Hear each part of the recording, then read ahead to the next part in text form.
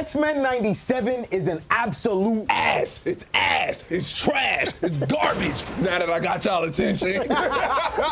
X-Men 97 is an absolute banger. Like, did Marvel actually just put something out that was good? Perhaps I treated you too harshly. The X-Men takes place outside of the MCU, and let me tell you, this is a breath of fresh air. I'm not saying that this show is perfect. One of the things that it could have benefited from was slowing down a little bit. Some of the plot points felt rushed, but overall, it's still a fresh way to reintroduce the X-Men. But let me tell you, the animation? Fire. Absolutely fire. For me, it felt like we were watching Marvel vs. Capcom cutscenes. Welcome to another episode of Kaylex Encounter, and if you've been here before, Quick, my X-Men.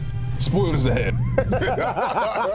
So X-Men 97 just throws you into the deep end, and it picks up after the final season from the 90s. Professor X is dead, and it's up to Scott to lead the team. And here we get some of the best Cyclops scenes ever. Like, bro was using his energy beams as movement. Oh,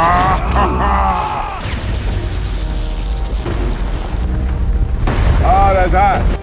That's hot. It's been what, 24 years that Fox has just been bullshitting with Cyclops. So Scott eventually finds out that he's going to be a father. Jean decides that maybe it's time to hang up the X-Men costume. Turns out, in Professor X's will, he leaves the entire X-Men estate to their #1 enemy, Magneto. Come on, man, what the fuck is you doing, cuz? Which is probably the dumbest shit that I've ever heard of anyone doing. Yeah, we need to understand this man's thought process. The X-Men aren't too happy about this, and Magneto tries to prove that he's a changed man for the sake of his old friend. And by doing that, he decides to surrender to the UN, and they all hold a meeting. I think one of the coolest things about episode 1 was the team dynamic everybody had. Like when Gambit gave Wolverine his explosive energy. Kinetic claw. So they take Magneto into the UN, and they're about to arrest him for being an absolute terrorist. And the crazy part is, my man's was standing there, flipped down to the god. Bro. I think that is the best Magneto costume that I've probably seen. He just acknowledged the fact that this 70-year-old man got the fucking arms of Hercules. Bruh. Yo, what the hell? Bro built like Henry Cavill. So instead of giving Magneto a fair trial, a bunch of angry Friends of Humanity bust in and try to kill Magneto themselves. And Storm jumps into the way to save Magneto from getting shot. And in that happening, she ends up losing her abilities. And in that moment, that's where I was just like, all right, cool. If Magneto wanted to crash the fuck out, I would have gave him the ultimate path. But what does he decide to do? Save the fucking humans. Magneto helping humans is a sentence I thought I would never utter. This whole time, the humans are literally proving Magneto's point, and then he drops the coldest bar. Please do not make me let you down. Yeah, that wasn't no bar. That wasn't no bar. Meanwhile, Jean Grey is delivering a baby, and when she gets to the hospital, a dirty-ass doctor refuses to deliver the baby. And Rogue takes the skills of the doctor to do it herself. Since Magneto ends up saving the humans, he's pardoned, and the X-Men get to go home. But then, they get a knock on the door. Happy as a... And it's Jean Grey.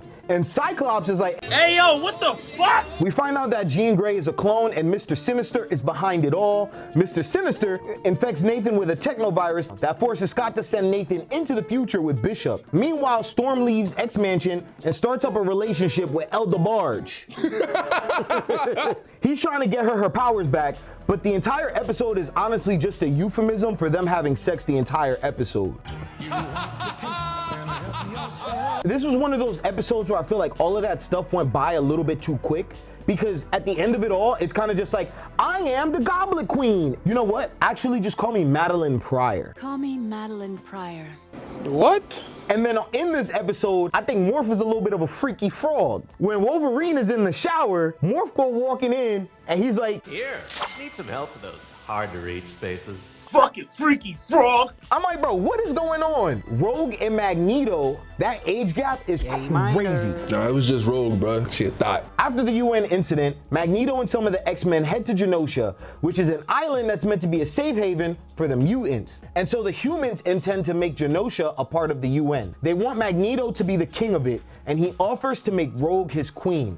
She basically playing the fuck out of Gambit at this point. She a thought. Meanwhile, while all of this stuff is going on in Genosha, Jean Grey is trying to figure out if she still loves Scott or not. Oh my God, bro.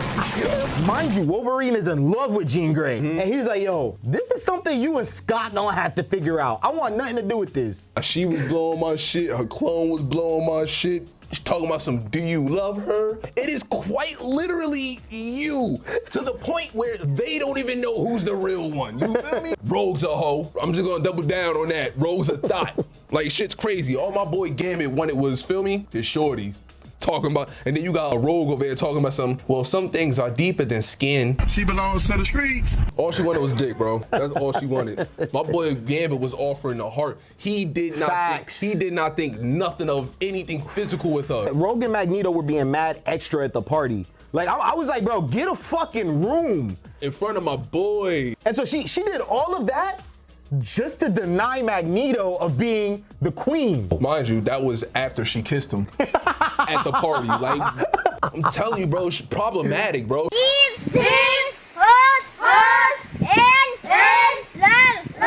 Then once Cable returns, that's when shit turns the fuck up. On that night, everybody's dancing, celebrating, and then out of nowhere, a Godzilla Sentinel goes and kills mutants on sight.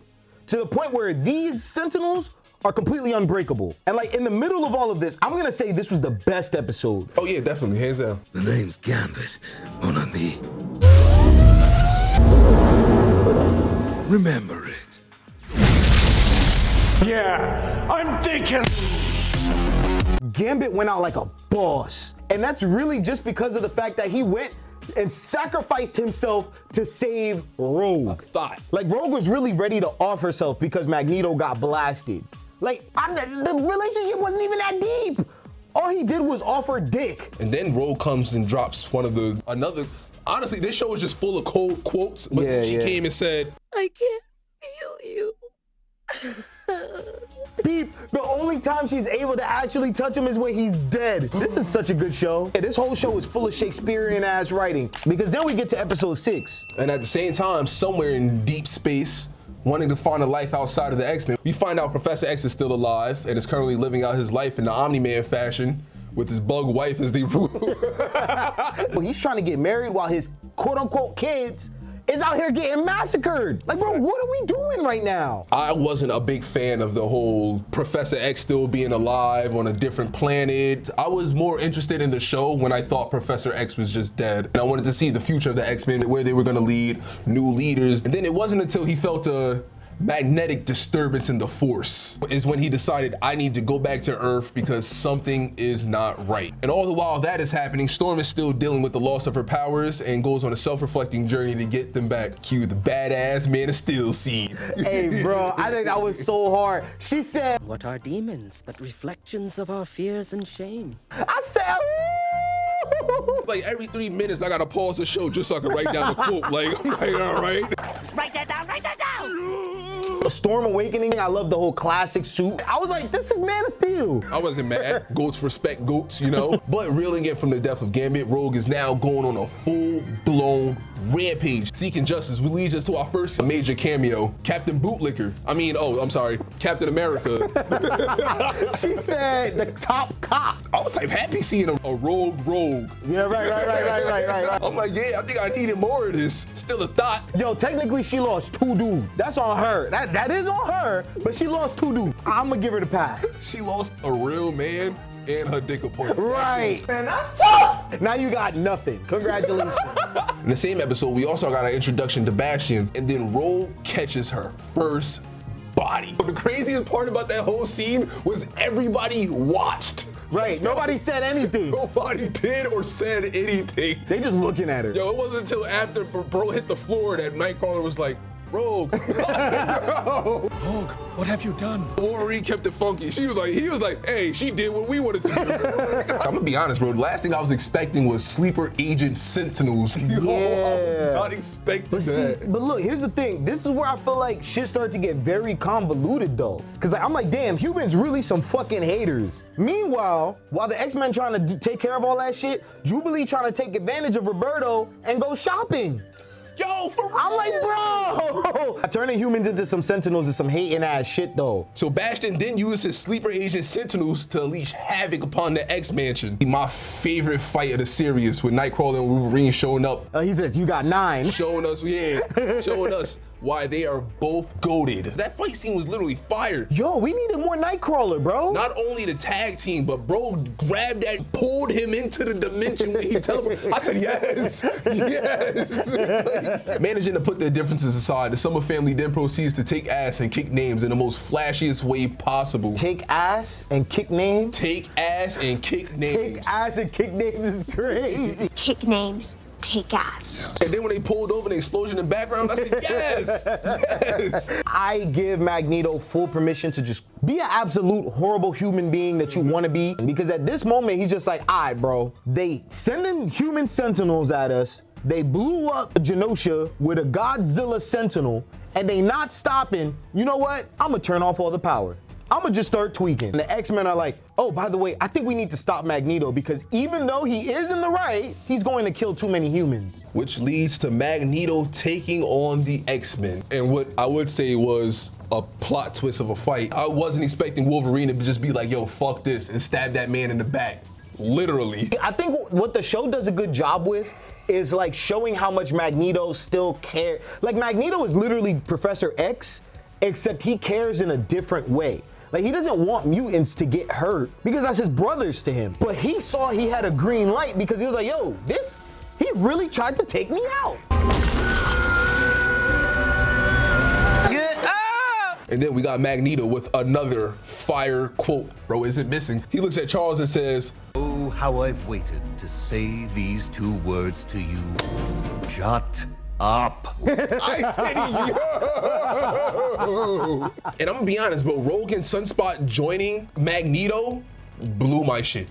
Sunspot had no real reason to join. Rogue is just terrible at making choices. She wasted no time running back to her genocidal groomer of an ex. While the X-Men are having their own internal civil war, some of them also have to split up to fight Bastion, and he's turning into like a whole cyborg. His whole thing is, all right, we're about to be the future of humanity. I don't like him, bro. I don't either. My boy was moving like Ultron. Did he give you Ultron vibes? Who, Bastion? Yeah. Yeah, after he beat the dog piss out of Cable, literally took his arm and then upgraded himself with a future arm, the future tech, with having plans of dropping Meteor M on Earth and erasing literally anything with a pulse. Bro had, I'm sorry, bro had no real plans. The X-Men then fight tooth and nail to stop Bastion with a final battle that ends with the Meteor and all the X-Men being ripped from time and space, hinting at a future encounter with Kang and a post-credit scene featuring Apocalypse. This show was fire. My only issue, the humans was doing too much, bro. Yeah. Like, why do you hate the mutants that fucking much? This show, at least maybe with the art style, reminded me of The Dark Knight Returns, the animated version. What? I think it's the aesthetic with the visors, the aesthetic of like Carrie Kelly, but it kind of makes me want to play Streets of Rage. Damn. It reminds me of like the whole Sega Genesis, Marvel vs. Capcom. It was just a banger all around, as opposed to a few, like one bad episode maybe, which it wasn't terrible, but it was outclassed by the rest of them. I just need more. Don't stop, but keep it at that same quality. If you decline even slightly, just keep it to yourself. If you mention X-Men 97, all I hear is, you're now watching a master at work. I wish it was longer, either with episodes or with time, because I feel like there was like a lot of stuff happening, but I think it was a little bit too fast paced. I kind of wish it doubled down on some of the mature themes a little bit. While the show is a banger, it seems like people aren't even watching it. In fact, X-Men 97 could get canceled, so click over here to see what we're talking about, and we'll see you in the next encounter. Peace!